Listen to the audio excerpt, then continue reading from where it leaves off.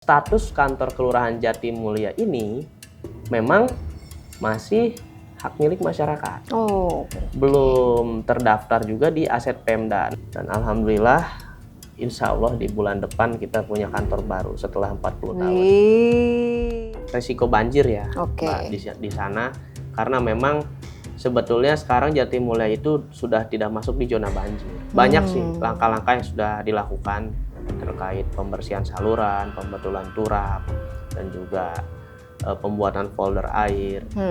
Jadi kita ada sekitar 70 perusahaan yang alhamdulillah dari 9 perusahaan yang ada di letaknya di RW 4 dan 5, teman-teman mau ngaspal jalan, perbaikan drainase, dan bongkar bangli tanpa anggaran APBD. Itu juga salah satu terobosan Pak Bupati kita. Oke. Mudah-mudahan lancar prosesnya. Amin, dan amin, sisa amin. perusahaan yang lainnya juga akan support lagi. Jadi Amin. kita pembangunan nggak harus selalu mengandalkan APBD. Slogannya Jatimulya bebenah, Jatimulya pengen maju, Jatimulya bangkit maju sejahtera. Wih.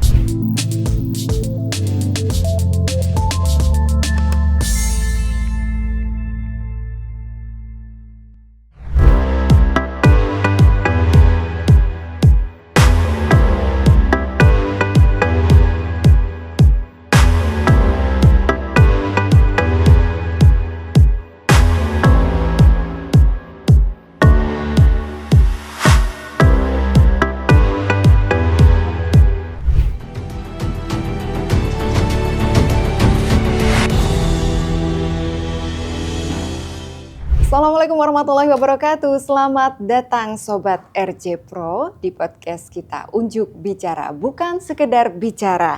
Kali ini bersama saya Dita Ruspendi. Seperti biasa kita akan membahas hal-hal yang menarik dan kali ini episode spesial ya. Kita akan membahas bagaimana tantangan dan harapan seorang pimpinan daerah di tingkat kelurahan. Wah, dan juga ini orangnya luar biasa ya, narasumber kita kali ini benar-benar berjiwa muda. Wah, langsung aja kita kenalan yuk. Selamat datang Bapak Acep Abdi Eka Pradana. Assalamualaikum Pak Lurah. Waalaikumsalam. Kumaha damang. Alhamdulillah. Sampurasun. Sampai. Dari namanya ya sudah kelihatan Bapak Acep. Wah, Ya. Ima anu kasep teh sanes gitu ya. Orang-orang yang dengernya seperti itu luar biasa. Sehat Alhamdulillah Pak Lurah? sehat. Segar bugar ya. Ya. Biasa menjalankan aktivitas sehari-hari dengan penuh semangat selalu. Ngopi-ngopi masih selalu. Masih biasa dengan Pak RT, Pak RW di lingkungan. Katanya ada apa namanya giat yang paling populernya dari Pak Lurah ini adalah ngopi bareng Lurah. Bisa. Ya, Kali-kali itu. ajak Ya, RJ ya, Pro ya. ya. Ya gitu, Lurah sapa warga gitu. Jadi kita silaturahmi ke wilayah, ke RW, ke RT. Itu salah satu cara koordinasi dengan para ini ya, ketua RW begitu ya. Iya. Wih, mantap. Sedang sibuk apa sekarang berarti? Ini dari mana? Dari kantor langsung? Tadi kebetulan habis sholat Jumat. Nggak dari kantor kita udah, karena udah siap-siap hari ini mau podcast kan. Wih, luar biasa. Saya prepare biar deket. Nomor satu ya RJ Pro ya, makasih loh Pak Lurah ya sudah bisa menyempatkan hadir di sini untuk berbincang-bincang. Banyak yang penasaran, sepertinya Kelurahan Jatimulya ini sering terdengar ya di dunia media elektronik di berita-berita, kemudian banyak pokoknya terdengar prestasinya ya. Tapi bagaimana prestasi yang banjir itu? Oh, itu tentang lingkungan. Masih banjir tapi sekarang. Cuman bagaimana ininya? Jadi gini, kalau penanganannya sampai saat ini. Jadi saat saya, memang ini kedua kali ya Mbak. Dulu tuh saya pernah menjabat sebagai PJ Kepala Desa di Desa Cikedokan, Kecamatan Cikarang Barat. Nah, kemudian ini kali kedua saya memimpin wilayah sebagai lurah di kelurahan. Nah, tentunya itu sesuatu hal yang sangat beda ya, apalagi terkait penanganan problem solving yang ada di lapangan, di lingkungan gitu. Jadi macam-macam lah, karena memang Kelurahan Jatimulya juga dengan kapasitas atau jumlah warganya hampir 111.000. 111.000 jiwa dengan 19 RW, 165 RT, dan juga heterogensinya juga warganya Cukup tinggi ya? Cukup tinggi.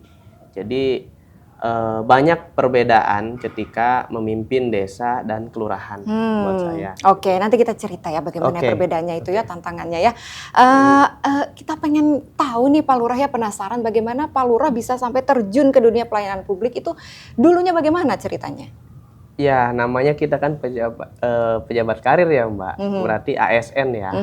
ASN itu kan kalau diperintahkan oleh pimpinan sama Pak Bupati, kita harus siap ditempatkan dimanapun. Ya awalnya juga tadi perjalanan tadi ketika saya sebenarnya orang administrasi, juga diberikan kepercayaan pernah mendampingi pimpinan Bupati, kemudian turunlah ke lapangan di bagian pajak ya, di PBB, di UPTD, Bapenda, kemudian jadi lagi Kasubag Umpeg yang memang saya berawal dari administrasi, tiba-tiba ke lapangan lagi nih. Pendidikan dulunya di mana? Di STPDN, Mbak. Ya. Masih STPDN dulu namanya, belum IPDN. Ya, IPDN. Udah berubah. Ketika IPDN, berarti lulus tahun 2015. 2015. Berarti tahun masuk 2000 berapa tuh? 2011. 2011 ya. Luar biasa. Itu mengingatkan saya kepada kampus saya juga di situ, Pak Lurah. Oh, di mana Mbak? Sapa dulu dong teman-teman Unpad di situ. Halo, kita tetanggaan ternyata. Oh, tetanggaan ya, Mbak ya. Berarti 2015 langsung berkarir? Iya, saya penempatan di Bekasinya 2016. 2016. Betul, 2016. Pada saat itu langsung di? Saya jadi staf di Badan Kepegawaian Daerah, Mbak. Oke, 2016 mulai karir, 2023 ya? Di Jatimulya ini? Di Jatimulya 2023. Oke, perjalanan karirnya sudah cukup lama ya, luar biasa, Masya Allah. Jadi itu ya, apa namanya, cerita awal mulanya terjun ke dunia pelayanan publik memang ada keinginan dari awal, cita-cita ingin? Ya kalau di kampus kan namanya, kalau kata teman-teman ataupun yang lain gitu, senior ataupun yang lain, atau masyarakat juga, kadang-kadang IPDN itu disebutnya sekolah camat katanya. Jadi kayaknya kita kalau belum pernah ke wilayah ya ataupun diamanahkan mimpin wilayah, kayaknya belum pas deh Mbak gitu. Jadi ya kita yang penting udah ngalamin untuk pengalaman. Tapi kalau ini bedanya kepala desa dan lurah itu, kalau lurah itu kan ditunjuk ya, kalau kepala desa biasanya dipilih oleh masyarakatnya. Apa yang ada di benak Pak Lurah saat itu ketika mendapat tanggung jawab, wah jadi lurah nih gitu? Iya, ya itu tadi Mbak. Jadi tantangannya kan beda. Kalau dulu saya penjabat kepala desa ya, karena memang menggantikan masa jabatan lurah yang sebelumnya habis untuk menunggu pilkades kan. Di situ itu baru banget saya turun ke lapangan. Waktu itu ya masih kalau bicara dengan RT RW masyarakat kayak keringat segede-gede apa gitu Mbak. Sekarang itu sudah desa enggak, gitu. Ya. Disitulah letak perbedaannya karena memang desa itu dipilih oleh masyarakat kan. Merupakan jabatan politik di situ dengan kemandiriannya, yaitu otonomi daerahnya. Desa mandiri sendiri dengan anggaran dana desanya, banprop ataupun dari alokasi dana desa, itu semua disupport. Dampaknya apa? Dampaknya itu desa itu lebih mudah untuk membangun lingkungannya, karena memang ibaratnya kepala desa itu bupatinya, BPD-nya udah dewannya, jadi uangnya sudah ada, kita bisa putuskan mau bangun apa.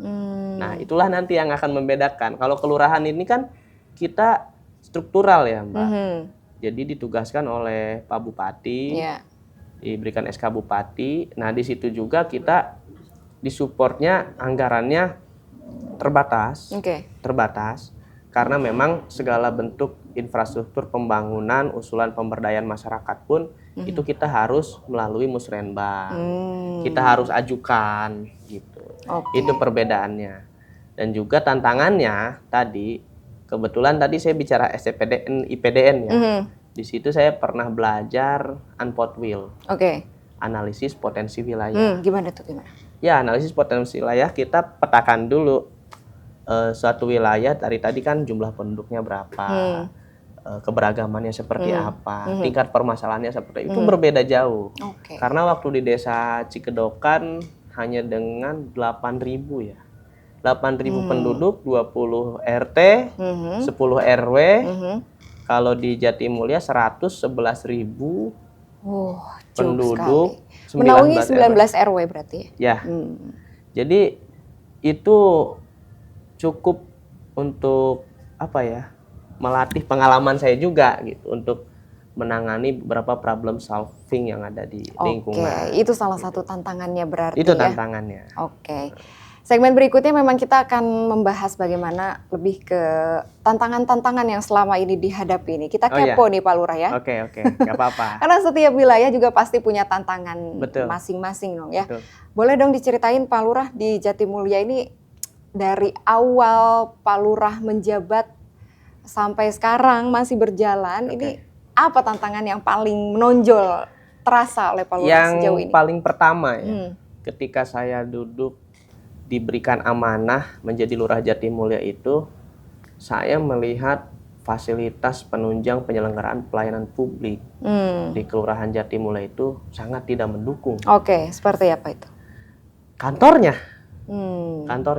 Karena memang ketika saya, ini benar kantornya seperti ini, kata saya. Saya tanya ke teman-teman staf, iya Pak, kenapa nggak diperbaiki dan segala macam. Ternyata status kantor Kelurahan Jatimulya ini memang masih hak milik masyarakat. Belum terdaftar juga di aset Pemda. Nah itu akibat dari waktu alih status dari desa dan kelurahan menjadi kelurahan. Desa menjadi kelurahan. Jadi pada saat itu mungkin ada administrasi yang memang tidak sempat selesai. Jadi prosesnya menggantung. Nah itu kan jadi satu permasalahan. Ketika memang kita mau ngebenahin fasilitas pelayanan kita, ternyata tidak bisa disupport juga karena memang bukan aset pemerintah kabupaten. Itu. Nah itulah yang pertama saya lakukan. Mungkin tantangannya kita bikin telan staf nota dinas kepada Bupati Bekasi pada saat itu, dan akhirnya direspon, dan alhamdulillah insya Allah di bulan depan kita punya kantor baru setelah 40 tahun. Itu mungkin yang tantangan pertama yang setelah 2 tahun kita baru akan realisasikan ya. Karena sekarang sedang ditenderkan juga. Tantangan pertama, paling menonjol, tapi langsung mendapat solusi ya. Ya itu cukup panjang juga Mbak. Tepuk tangan dulu dong untuk Pak Lurah kita satu ini. Mewakili kaula muda, mengawali karirnya dari 2016 sampai sekarang akhirnya menjabat menjadi lurah di Kelurahan Jatimulya ini. Katanya tadi cerita banyak tantangannya. Namun sebelum lanjut, kita bagaimana kalau kita minum dulu Pak Lurah ya? Ini kita sedang ada di Hotel Harper Cikarang. Wah, ini di sini tuh minumannya enak banget Pak Lurah.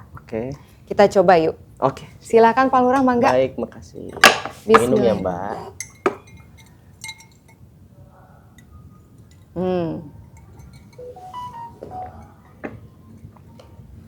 Gimana, segar? Alhamdulillah. Lanjut Pak Lurah.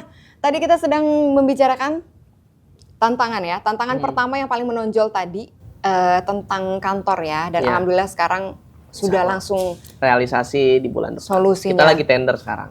Selanjutnya ada apa lagi Pak Lurah? Selanjutnya tentunya awal kita petakan dulu potensi wilayah seperti biasa. Potensi wilayah. Yang tadi 111.000 warga masyarakat Jatimulya itu terdiri dari terbagi dua Mbak. Ada wilayah permukiman, ada wilayah perumahan.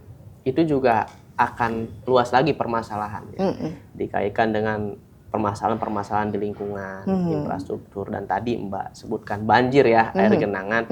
Itu kita bareng-bareng turun ke RT, RW, karena kita untuk pemetaan masalah itu kan tentunya kita harus bottom up ya, jangan top down. Jadi kita benar-benar memahami permasalahan di bawah itu seperti apa. Dari bawah ke atas, betul. Ya. Oke. Nah, setelah itu kita petakan apa masalahnya. Itu tadi Mbak. Tadi kan saya bilang desa itu lebih mudah untuk mengatasi terutama infrastruktur yang ada ya. Karena tadi banjir itu akibatnya apa sih? Air itu nggak mengalir ke haknya. Oke. Ada yang mampet salurannya, ada yang memang nggak ada salurannya karena sudah dibangun dan lain sebagainya lah. Ataupun jaling-jaling dan jalannya sudah rusak. Nah, itu perlu proses dan pengusulan. Jadi ketika kita sudah petakan permasalahan di lapangan, ya kita ajukan ke pemerintah Kabupaten Bekasi. Alhamdulillah realisasi demi realisasi, didukung juga oleh tokoh-tokoh di Jatimulya, RW RT-nya. Sekarang beberapa pembangunan ya cukup lumayan signifikan lah untuk penanganan banjir. Oke. Ada pembangunan folder air, drainase jalan utama yang memang ternyata entah seperti apa ceritanya zaman dulu, ada toko-toko yang jualan, kan warga kita juga. Ada juga warga di dalamnya, salurannya ditutup, dicor, itu kan jadi masalah. Atas dasar ketidaktahuan atau memang? Ya mungkin ada yang merasa tidak tahu atau mungkin merasa intinya kadang-kadang jadi banjir teriak banjir gitu. Tapi ketika turun kita ke lapangan di situ, lah Pak, ini kok ditutup, ini kok dicor. Kita kalau mau kerja bakti gimana? Salurannya udah mampet semua Mbak. Nah sekarang lagi ada pembangunan saluran drainase di jalan utama tersebut. Kita kasih pemahaman, memang momentumnya pas ya. Pak Gubernur, Pak KDM, Bupati kita juga sudah bergelar aja bongkar ya. Jadi kita turun, kasih pemahaman, ya kita tertibkan juga. Karena kadang-kadang bangunannya ini kan untuk bangunan beliau yang punya toko. Nah di depannya ini kan sudah sepadan jalan dan jalur air. Ya udah dengan pembangunan yang tadi kita usulkan rame-rame nih dengan RW karena kita juga bagi 3 sektor ya. Sektor 2 ini yang sedang ditangani, mereka sadar juga. Mudah-mudahan nih langkah pertama setelah 4 tahun lamanya diusulkan ternyata tertib, aman, gak ada keributan. Dan nanti sisi sebelahnya insya Allah di tahun ini juga karena sudah diusulkan juga. Nah itu mungkin salah satu penanganan pengurangan resiko banjir ya Mbak, di sana. Karena memang sebetulnya sekarang Jatimulya itu sudah tidak masuk di zona banjir. Banyak sih langkah-langkah yang sudah dilakukan terkait pembersihan saluran, pembetulan turap, dan juga pembuatan folder air. Dan ya banyak pembenahan di sana. Sekarang tuh paling genangan aja. Keren sih. Genangan aja. Keren. Yang dulunya kata tokoh-tokoh di sana tuh masyarakat bilang, Pak kalau 5 tahunan bisa seleher. Sekarang nggak nyampe. Ya, sekarang nggak nyampe ya karena debit air yang tinggi, belum bisa masuk ke saluran-saluran, ya itulah jadi genangan. Nah, dalam beberapa jam, insya Allah saya yakin surut, nggak sampai semalaman. Nah, itulah mungkin permasalahan-permasalahan ya kalau lingkungan. Yang lainnya anak muda mungkin biasalah itu kita biasa patroli malam juga. Ya namanya jiwa muda kan ada yang tawuran, ada yang pakai obat tramadol itu karena tadi keragaman. Seperti itu tadi. Hal biasa. Ya biasa karena di situ heterogennya tadi Mbak. Udah pasti permasalahan itu pasti ada. Tidak mungkin tidak ada. Gitu. Tidak bisa. Tapi kita kurangin. Alhamdulillah dengan kompaknya RW dari RW 1 sampai RW 19 dari 165 RT kita sering ronda patroli. Sekarang sudah jauh cukup berkurang. Awal-awal saya dapat 12 sajam ya dari anak-anak ini awal-awal patroli. Sekarang udah jarang sih, udah hampir nggak kedengeran nih. Pindah tempat kali Pak? Ya mungkin karena kita rajin-rajin patrolinya Mbak kalau Jatimulya. Tapi itu selalu ditingkatkan terus dong ya ininya ya penanganannya.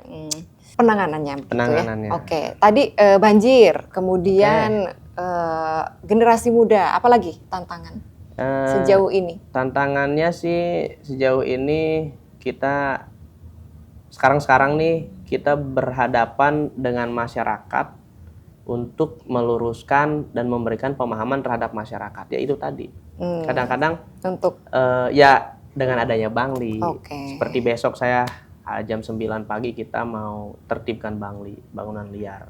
Itu tadi, itu juga masyarakat juga yang buat, cuma sekarang mungkin masyarakat yang lain sudah paham, ini nggak boleh loh di atas jalur air. Nanti kalau begini airnya nggak bisa lewat. Nah sekarang kan sudah terbuka semua nih masyarakat airnya. Ya itu tadi, kita menyelesaikan masalah, tapi mungkin nanti akan ada masalah lain nih. Nah kita cari solusinya bareng-bareng. Oke. Itu loh cukup lumayan tantangan juga sih. Oke. Tadi Pak Lurah juga sempat mention ya, akan ada perbedaan selalu di antara warga pemukiman dengan warga perumahan. Betul.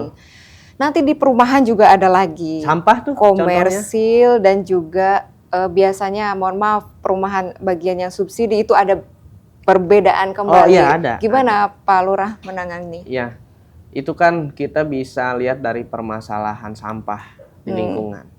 Kalau di perumahan itu, penanganan sampah di lingkungan itu saya lihat lebih cukup tertib ya, diatur oleh Pak RT, Pak RW-nya juga, dan pengangkatannya yang memang sesuai jadwal. Dan di perumahan saya tidak pernah temukan juga ada sampah liar di situ. Nah kalau di permukiman cenderung masyarakatnya sangat banyak dan ada yang belum terkoordinir. Jadi kadang-kadang itu kita temukan sampah liar, Mbak. Sampah liar Nah itu sampah liar itu yang awalnya orang buang kosong nih gitu, buang satu, akhirnya ngikut. Nah kalau di perumahan tuh saya belum pernah dapat laporan bahwa ada sampah liar di perumahan. Nah itu salah satu ya perbedaannya ya. Dan juga untuk karakter teman-teman di perumahan ini memang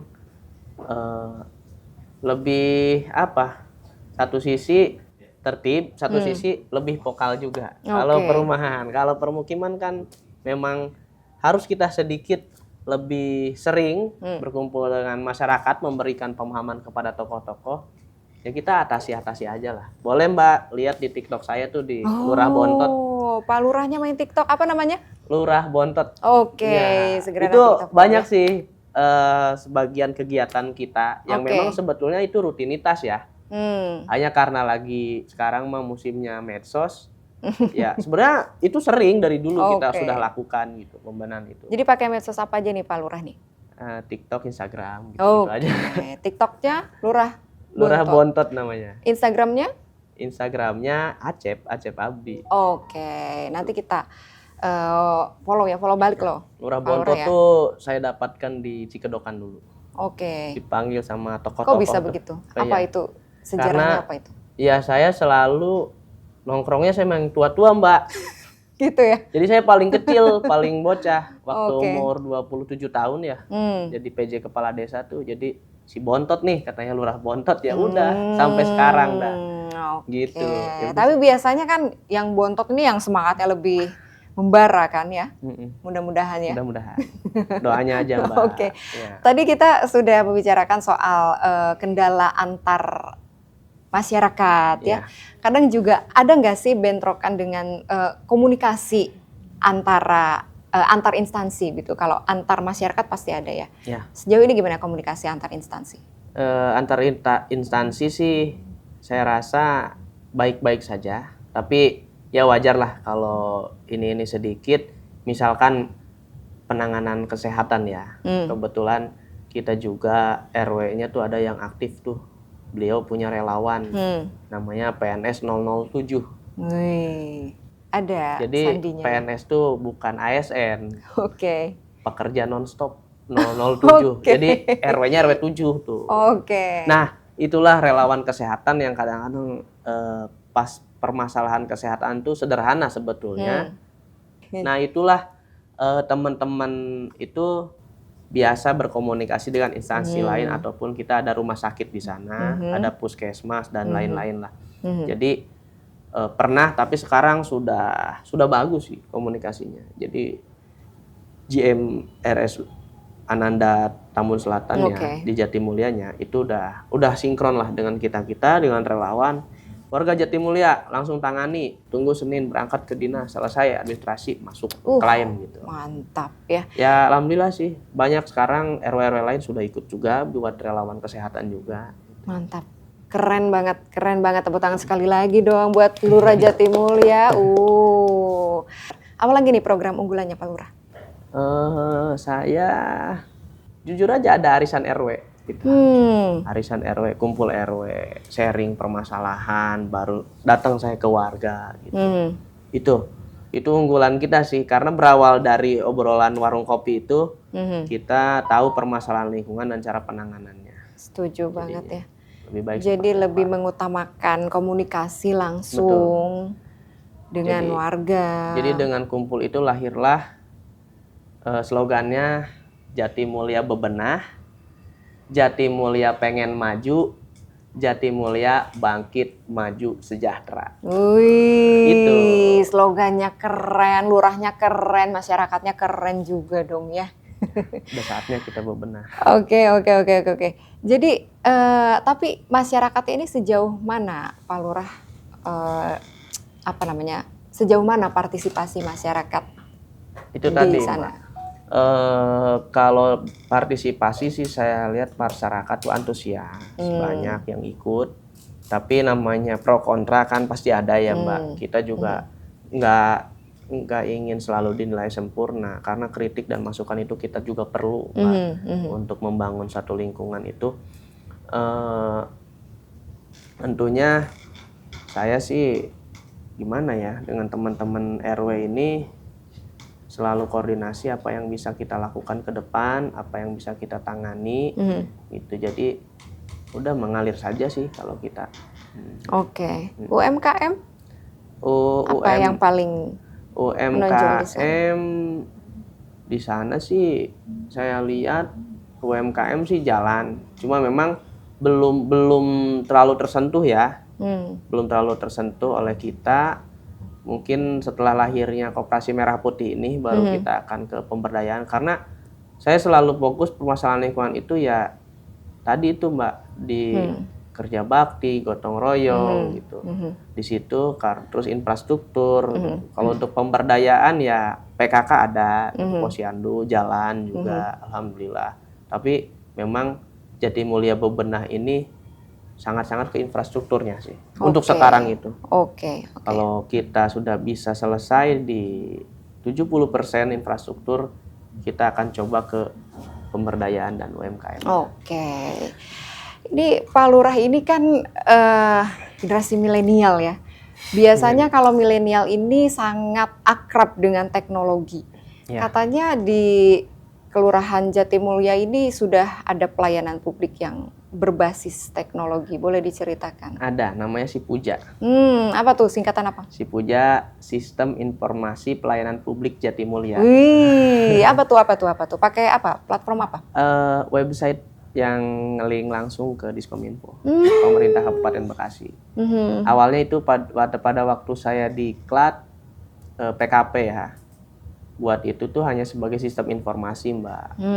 Jadi untuk mengenalkan itu ada fitur misalkan persyaratan SKTM, kalau lihat dari handphone kan nggak harus nanya ke kelurahan, gitu. Bisa bio WhatsApp gitu, ataupun di situ ada ininya petunjuknya. Jadi klik apa sih syaratnya ini, gitu. Baru jadi nggak harus nanya-nanya jauh-jauh gitu, simple. Nah sekarang dikembangin nih sama teman-teman karena Pak Sekel, Pak Kasipem, Pak Kasitrantip, Pak Ibu Kasih PMD, itu teman-teman juga PKP. Jadi aplikasi itu dikembangkan jadi Sipuja Plus sekarang. Sipujanya Sipuja Plus, dan sekarang lagi kita upgrade di Diskominfo.